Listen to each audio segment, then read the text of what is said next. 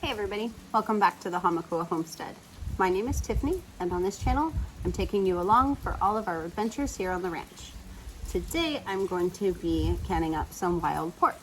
We had a friend visiting from the mainland the last few weeks, and he was able to hunt 5 pigs. That is a little bit too much for our freezer space, so into the pantry they go. I'm gonna take you along with us. So I have 2 of these pork legs from the wild boar. I'm going to just debone them, cut them up, get them cubed up, ready to go into the jars. So I'm not going to be worried about the muscle groupings or anything like that because, like I said, they're just going into jars. They don't need to be pretty.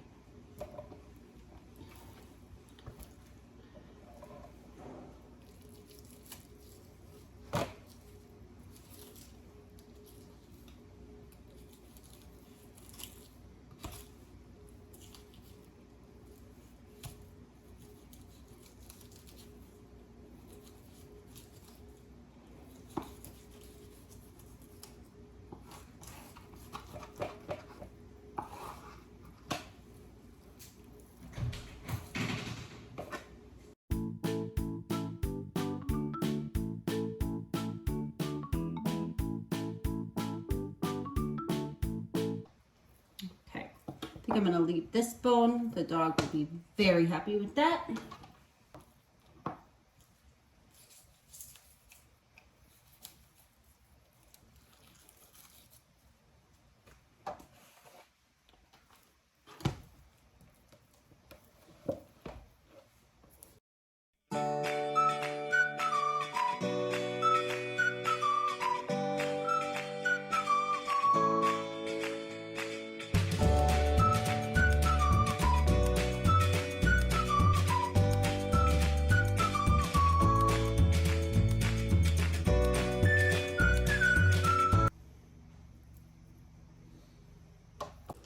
We have our pork all cubed up. A lot of them are about 2-inch cubes, although they're not uniform whatsoever, but that's okay. We're just going to go ahead and fill up our jars now.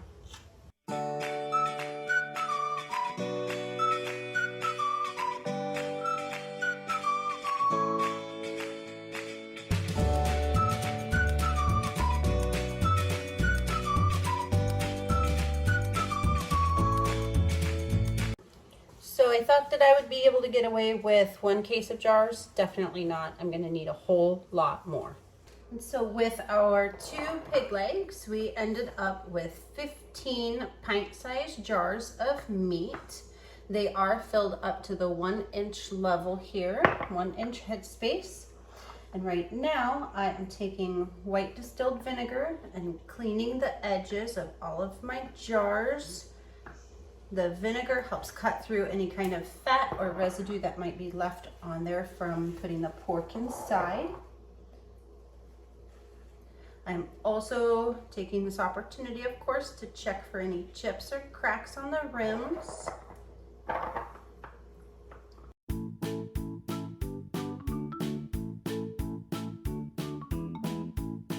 Okay, so our rims are all clean. I'm going to go ahead and put our lids on, not too tight. That way it has an opportunity to expel any extra air.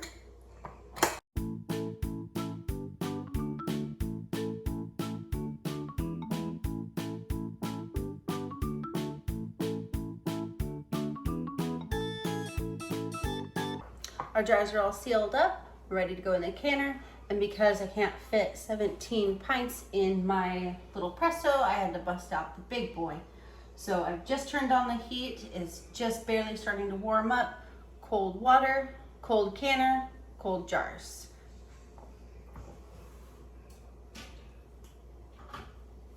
I haven't tried this canner with pints before, so I'm not sure how many are going to fit on each level.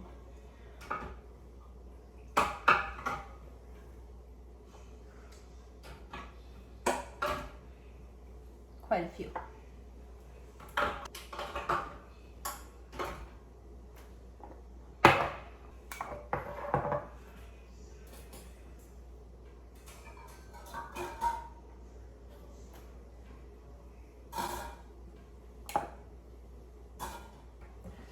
So I have my lid ready to go. My steaming spout is clear. I have a nice level of grease right here. We're ready to put her on.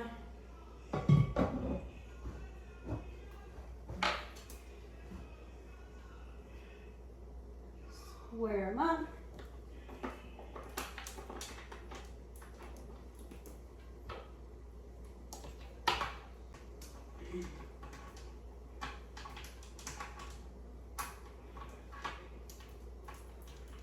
So I'm not tightening these down all the way just yet. I'm doing it just like you would with lug nuts on a car tire.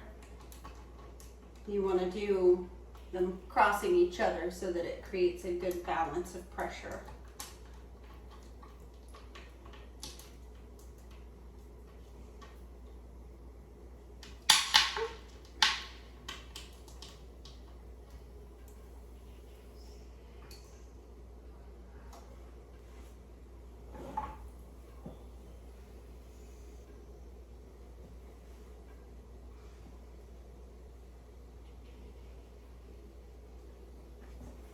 So I've got my pressure canner all tightened up, and I'm gonna wait for our gauge to come up. I'm at 15 pounds of pressure at my elevation. I'm also gonna wait for the steam to come out of here. And once it's going like a freight train, we'll go 10 minutes and then we'll set our timer. And I will say right now, with this big guy, it will take quite a while. I'll bring you guys back. We're just barely starting to steam and sputter a little bit. I am going to let it keep going until it's a steady stream. Sometimes it looks like a freight train, sometimes it doesn't. I'm trying my best to be patient, but gotta be more patient. Not ready yet. Okay, I don't think you guys can see in the camera, but this has been going for quite a long time. I am going to call this good. I'm gonna set my timer for 10 minutes. Let this keep steaming out, get rid of all that air, and replace it with steam. Okay, so it has been 10 minutes. Our vent pipe has been steaming. We're going to go ahead and put on our weight. In my elevation, it is 15 pounds of pressure. So I'm gonna leave that on there. Gonna leave that on there until it starts jiggling, which will be at 15 pounds of pressure, and I'll bring you back then. We have our jiggler action. I'm gonna go ahead and start my timer for 75 minutes. That was good for pints with meat. So our timer just went off. All I did was turn off the heat, and we are going to let this come down naturally. We're not going to touch it. We're not going to help it. We're not going to move this, nothing. We're going to let it come down to heat completely, and I will bring you back when we're able to open our canner. All right, guys, the time has finally come. Our pressure has come down to 0. Our weight stopped jiggling a while ago, and I waited an additional 10 minutes just to be safe, and now it's time to open.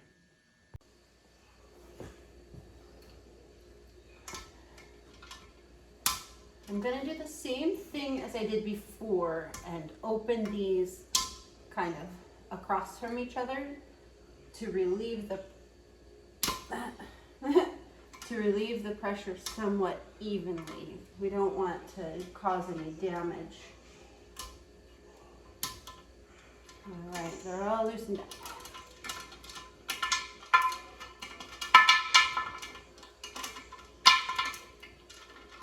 It's still very, very hot.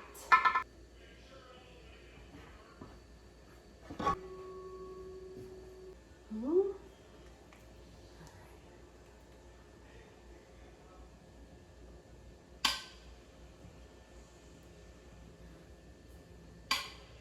We have plenty boiling. That is an excellent sign.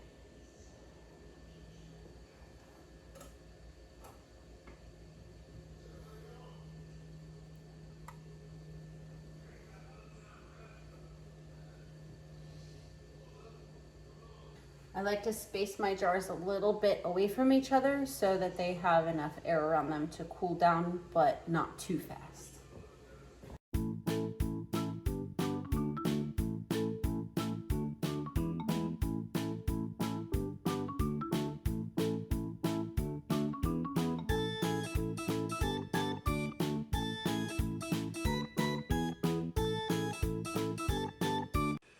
Good news, you guys.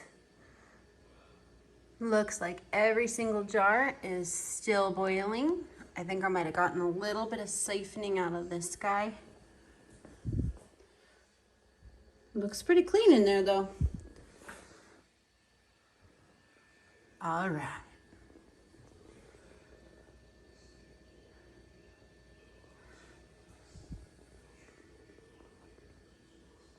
As far as I can tell so far, I think we have a pretty good success rate with our pork for today. I won't really find out until tomorrow. I'm gonna let these jars sit on this countertop for 24 hours before I disturb them at all. And at that point, I will check their seals, wash them, label them, and put them up on the pantry shelf. My family will eat this pork up. Usually they'll put it on top of rice or sometimes mix it in with like a vegetable stir fry or something of the sort for a quick and easy meal. Thank you so much for hanging out with me today. I really had a lot of fun with you guys. And be sure to give a thumbs up and hit the subscribe button below.